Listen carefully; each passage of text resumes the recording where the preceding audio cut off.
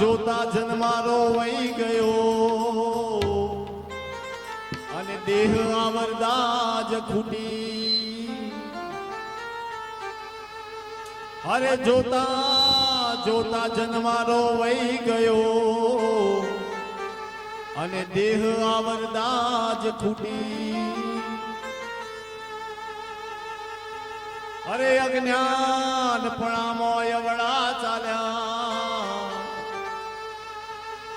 એમ કરતા દોરી તારી તૂટી આંખો તારી કેમ ફૂટી રે કેમ ફૂટી. ભાઈ ભાઈ રે આંખો તારી કેમ ફૂટી રે કેમ ફૂટી. ભાઈ ભાઈ રે આંખો તારી કેમ ફૂટી રે કેમ ફૂટી. ભાઈ ભાઈ આંખો તારી કેમ ફૂટી રે કેમ ફૂટી.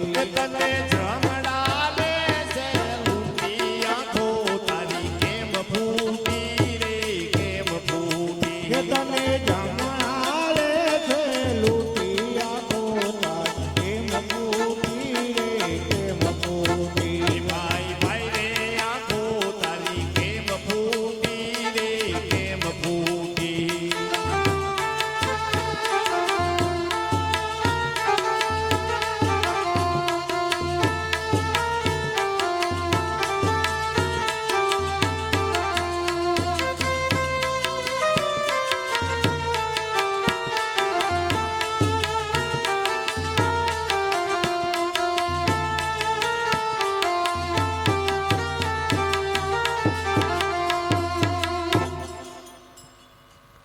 એક આદિવાસી કુટુંબ હતું.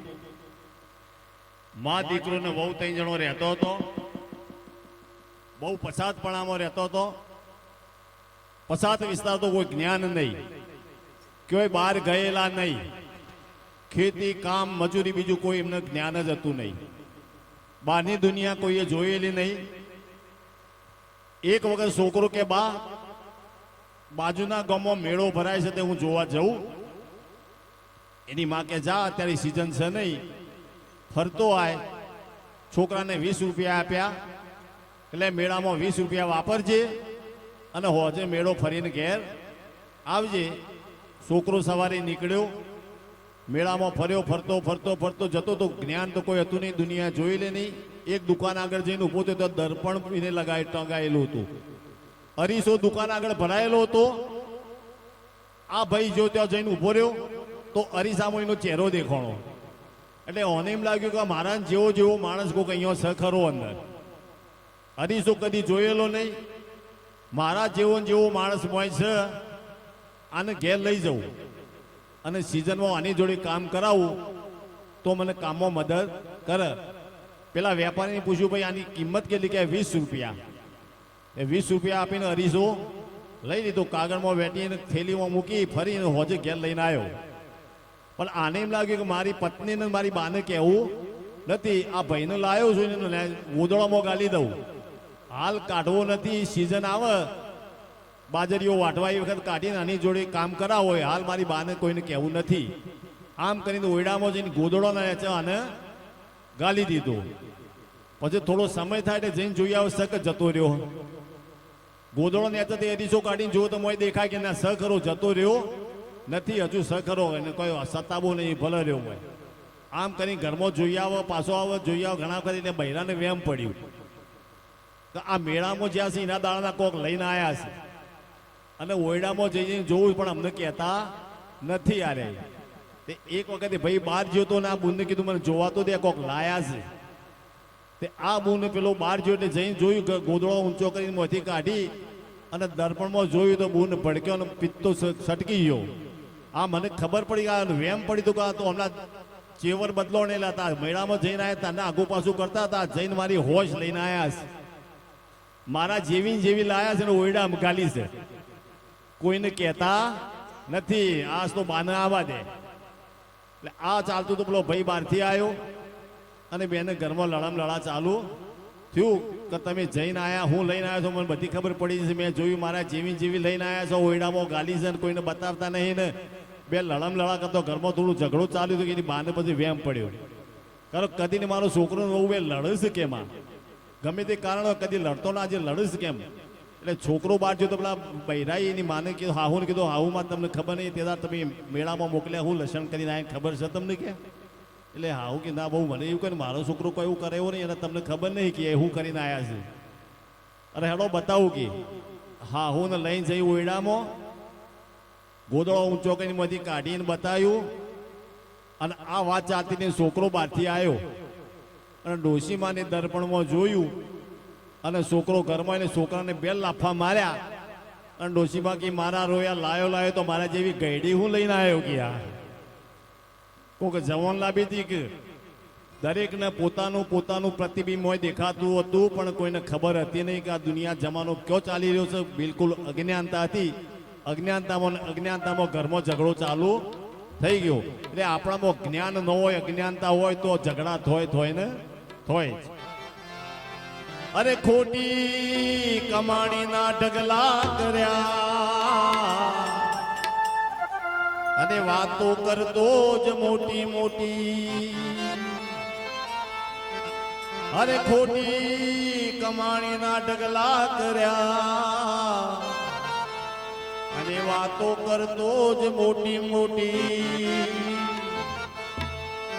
અરે અંતે જવાના તમે એકલા, અરે તારી સાથે ને આવે એક લોટી આંખો તારી કેમ ફૂટી રે કેમ ફૂટી. હે ભાઈ ભાઈ રે આંખો તારી કેમ ફૂટી રે કેમ ફૂટી. એ ભાઈ ભાઈ રે આંખો તારી કેમ ફૂટી રે કેમ ફૂટી. હે ભાઈ ભાઈ રે આંખો તારી કેમ ફૂટી રે કેમ ફૂટી. એ તને જમડાને છે લૂંટી આંખો તારી કેમ ફૂટી રે કેમ ફૂટી. હે તને જામણા લે છે લૂંટી આંખો તારી કેમ ફૂટી રે કેમ ફૂટી. એ ભાઈ ભાઈ રે આંખો તારી કેમ ફૂટી રે કેમ ફૂટી.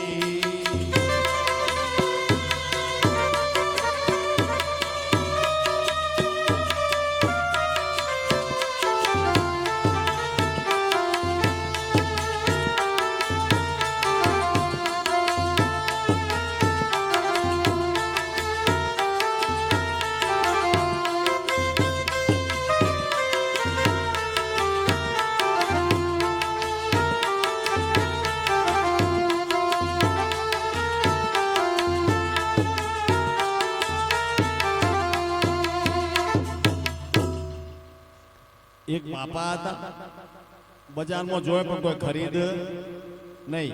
ગમે તેની દુકાનમાં પેસી જોય ટાઢા થઈને બહાર નીકળે.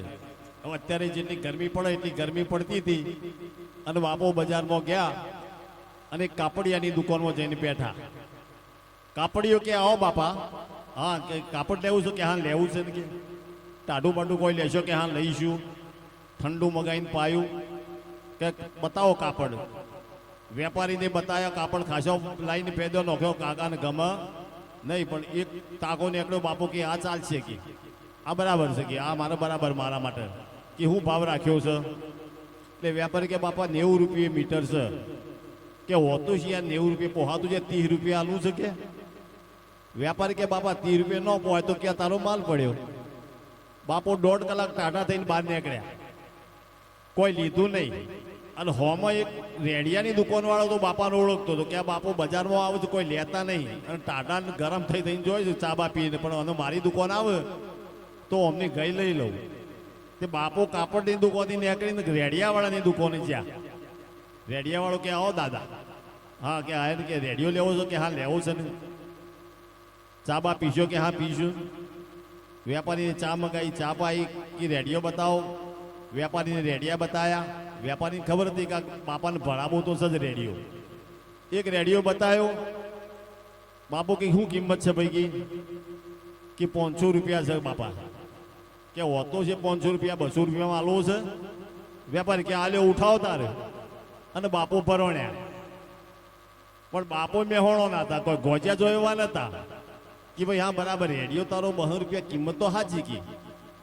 પણ સ્ટેશન બધો પકડો હોય છે કે હા સ્ટેશન બધો પકડો હોય છે બધા સ્ટેશન પકડો કે બધો પકડો હોય છે તો કે પોલીસ સ્ટેશન પકડાય વ્યાપારી કે બાપા પોલીસ સ્ટેશનમાં ન પકડાય નો પકડાય કે ના તો કે રેલવે સ્ટેશન પકડાય વ્યાપારી કે બાપા રેલવે સ્ટેશને ન પકડાય બાપુ કીધા મારે 2 સ્ટેશન ખા જોતો હતો કે રેડિયન કે મારે હું બાળવો છે કે મારે ઓના માટે તો રેડિયો જોવો છે કે ન પકડો બાપા કે આ તારો રેડિયો પડ્યો મેલીને હેડ્યો હોમ છત્રીવાળાની દુકાન હતી એ બિચારું ચોક જોયું છે 1:30 વાગે અહીં દુકાન ખોલી હતી બોણી નથી થઈ અને બાપુ જઈને ઉભા રહ્યા આગળ દુકાન આગળ વ્યાપારી કે બાપા છત્રી લેવી છે કે હા લેવી છે તે વ્યાપારીએ 2-4-5 છત્રીઓ બતાવી એક છત્રી ગમાડી કે આ બરાબર છે કે બાપુ કે કેટલી કિંમત વ્યાપારી કે બાપા 100 રૂપિયાની છત્રી થાય એટલે બાપુ કે 100 રૂપિયા હોતા છે કે 30 રૂપિયામાં આલવી છે તો વ્યાપારી કે મફત લઈ જાઓ